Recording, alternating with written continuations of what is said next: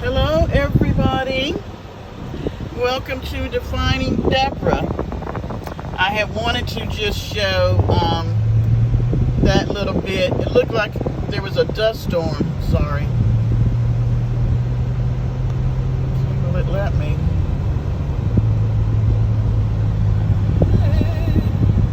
Why won't it let me flip back? Okay, well, sorry. I was going to flip it back so I could say hi, but apparently my phone does not want to cooperate. So, yeah, I actually bought the holder for the phone, but I just hadn't put it in my car yet.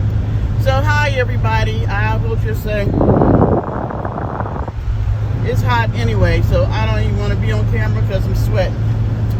But I had to come on. Let me tell you something.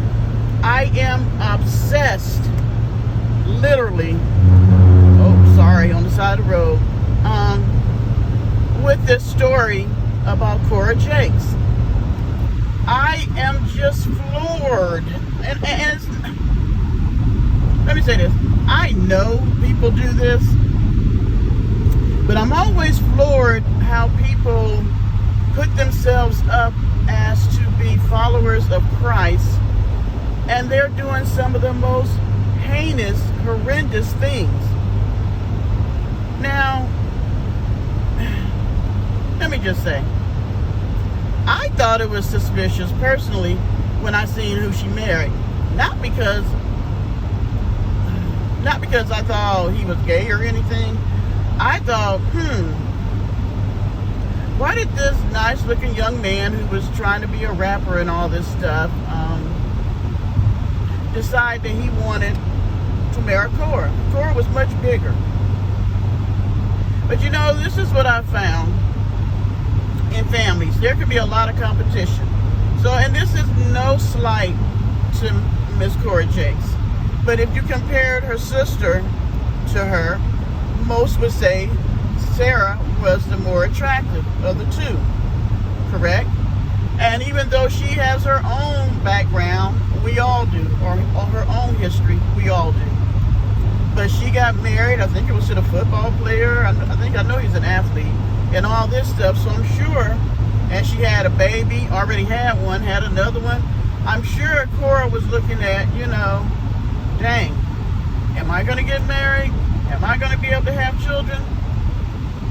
Now, it's being said that she can't have children, but she says that she can. So there's something going on there.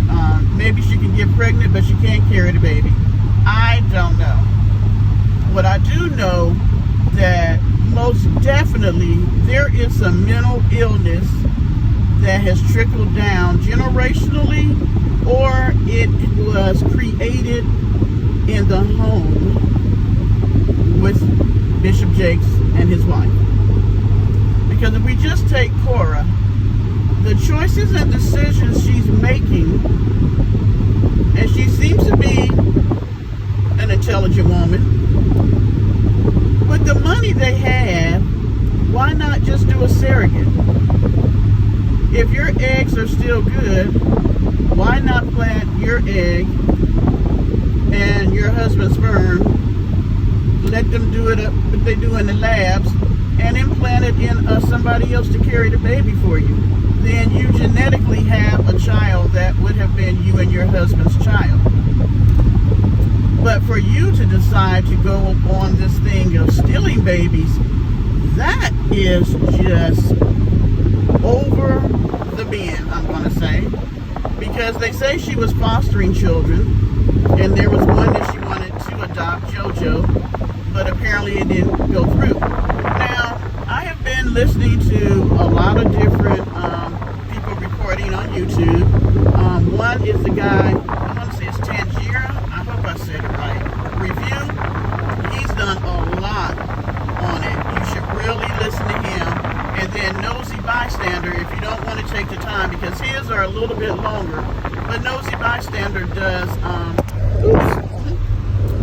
hers are a lot quicker And so she's done it where, you know, you can listen to everything she put out probably in an hour or so, not too long. But both of them have recorded on this extremely well. So pretty much what I'm regurgitating here is stuff that I've either heard from Tangier or nosy bystanders, and maybe picked up some stuff from some other people. Because I figured, you know, if it's already working, why should I recreate it? Yeah. So I'm looking at this history, and Cora has had or at least as far as we found, at least one stint in a mental health facility in California. Okay, why can't you go around?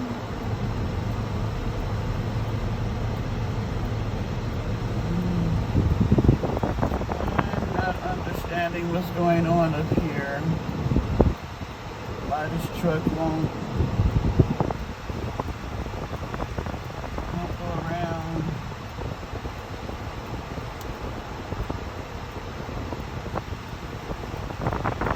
Sorry, you guys. I'm actually on my way to pick up a friend, and I'm sure they're going to be mad because this is going to make me even later, and I was already running late. But do you see that up there? I don't know why the truck in front of me, it was getting ready to go round, but then the curve swerved back in. So I don't know if they told them they couldn't go around or what the case may be. Okay, so anyway, it has been shown that Cora has done some time in a mental health facility. So I'm not sure if she's diagnosed with a mental health disorder, but I would strongly suspect that she has one. Simply from her obsession with this baby thing, her collecting dolls and naming them, which, you know, a lot of people have doll collections, but then when you got these children, you named them the same names that you named the dolls.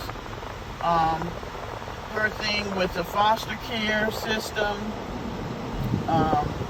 and for whatever reason, that family would not allow her to adopt. And you would think that unless they were going to raise the child themselves, you would think that if you were going to let your child be adopted, you would think, why not let it be adopted into a family like T.D. Jakes' family? I mean, you know, they are wealthy, well-known, supposedly well-respected. I use that loosely. And so, yeah, but the family said no. So, but there's plenty other children in the foster system. But I'm thinking, and I don't know the rules in Texas, but I am thinking that her husband had, in his background, he had some legal issues that he had gotten in trouble for, and then her mental health issues, maybe they said no.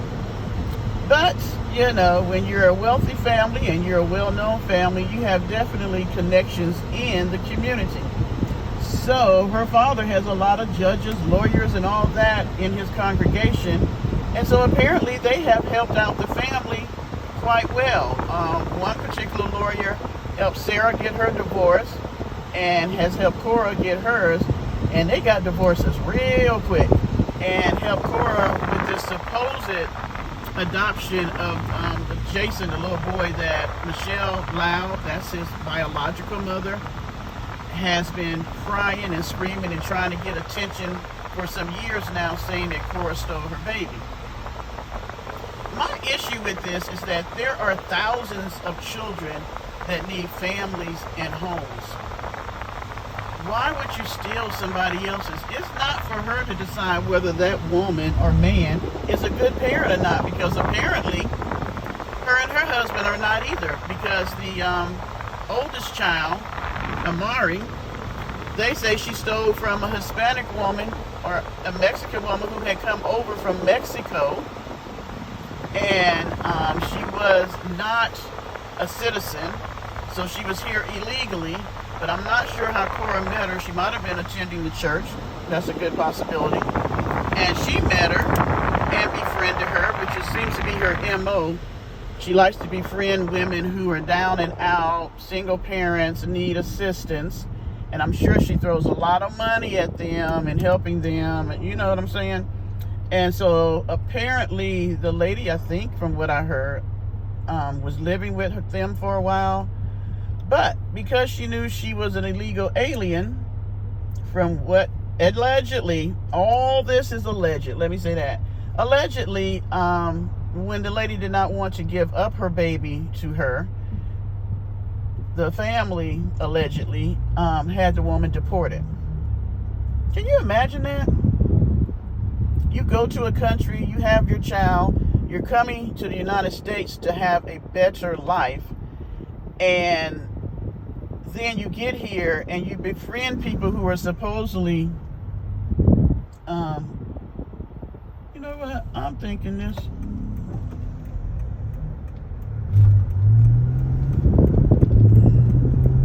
You befriend people. Okay, so this is the holdup. I don't know what all this is. They doing the lines on the street. So the car in front of me, I guess, was just scared to go. Lord. So you befriend people. I mean, people befriend you, and you think that they're going to be there to help you. You know, I'm sure the mom probably didn't know the language as fluently as she knew her own language. So these are church people, Christians, who are willing to help you, and then you find out that they're trying to steal your baby, and then they do steal your baby and deport you. And I know that even if that woman was trying to fight to get her baby back, it was extremely hard trying to maneuver through our justice system here from Mexico to get her child back, considering that Michelle Loud is American, speaks English, and she's right here, and she can't get her baby back because of the corruptness that the Jakes family has done, allegedly. So, I mean, oh my gosh, I can't even imagine. And, you know, I would probably suspect that she's probably still fighting till this day, because if you're a real mom and somebody steals your baby, that's not something that you just decide you're going to give up on. And then you steal the baby, and now allegedly your ex-husband was molesting the child. Now, I guess, I don't know. I don't know if I can say that. Everybody else says S.A. Okay, so strike that. Let's say S.A. And even in that is really crazy, because apparently they were having some marital problems, which people do, and they had decided to live separately. So they actually had bought another home last summer in 2021. He lived in one, she lived in the other. Allegedly, he was able to, still pick up the son and let him have visitation. I'm not sure about the daughter. Now, when it first came out, allegedly there were 4 gentlemen who were accused of this SA of this teenage girl. 2 refused to take lie detector tests, so they were dismissed. 1, I think, got his lawyer involved. He was dismissed. Oh, no, he did. I'm sorry. He did take the lie detector test. He passed. But then they said that when her husband, Brandon, ex-husband, took the lie detector test, he did not pass. Well, everybody knows lie detector tests are not admissible in court. So how can you put somebody in jail and keep them on a lie detector test? But then this is Texas. And then, like a lot of people have reported, we hadn't heard them say anything about social services being involved, because I know here in the state I live in, if something like that is alleged, the first thing they do is take all the children out of the home so they can make sure that they're safe. And so far, she has both the children. She has Jason and Amari. So why is that? Because both parents should be checked out. And then the daughter would have been examined. I mean, she is an early teen. I think she's like 13. So my thing is, they would have examined her. And people are saying, well, why is there confusion? Why was it 4 people, 4 men who were being accused? So I looked at it. I was like, because one was her husband's, ex-husband's bodyguard. Not sure who the other 2 men were. So my thing is, okay, was this some type of sex ring, sex game that the little girl was giving up, and the adopted dad was letting him and everybody else SA her, or was it just one of them and she accused others? Because this is what I do know. Because people are saying, well, how come they just don't ask her? It is a possibility that they did talk to her.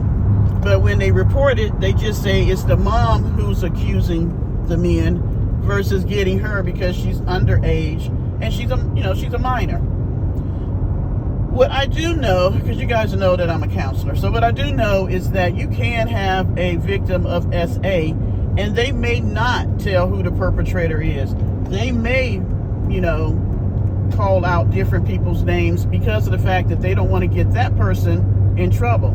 Such as if it is your adopted father and you love him, you've been with him since you were a baby, you don't want to get him in trouble, or you're scared that you've been threatened, to be hurt, harm, you, your family, your brother. So you want to tell, but you use other people.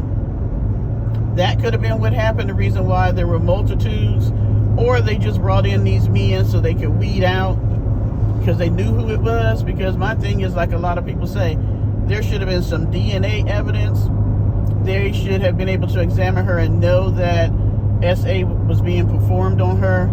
And unless she is a child that has some disabilities where she can't talk or mentally unable to totally comprehend, they should be able to get the information from her once she feels comfortable enough to tell it.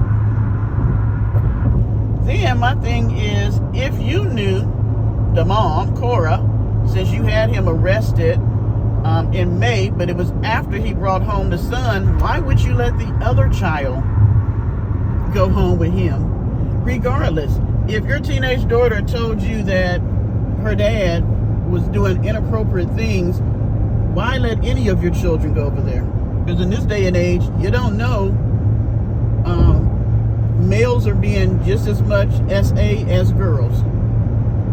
So none of them should have been able to go over there. That should have been the first thing that you did. But you got divorced first before you reported any of this. Now, allegedly, it's being said that the issues they had in their marriage was because she has a close relationship with, I think, a woman named Monet. I think that's right. I could be wrong. But anyway, she has a very close relationship with the woman, and that her husband did not approve of it. He thought it was unnatural. She shouldn't be doing that. She's a married woman, blah, blah, blah. So it's allegedly being said that they kind of set him up.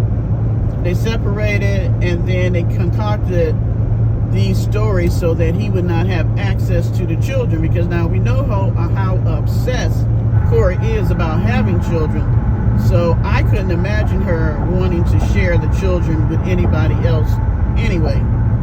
So if I tell a story that you are SA one of the children or both of the children, then of course the odds are very good that you won't be able to have any type of visitations with them whatsoever.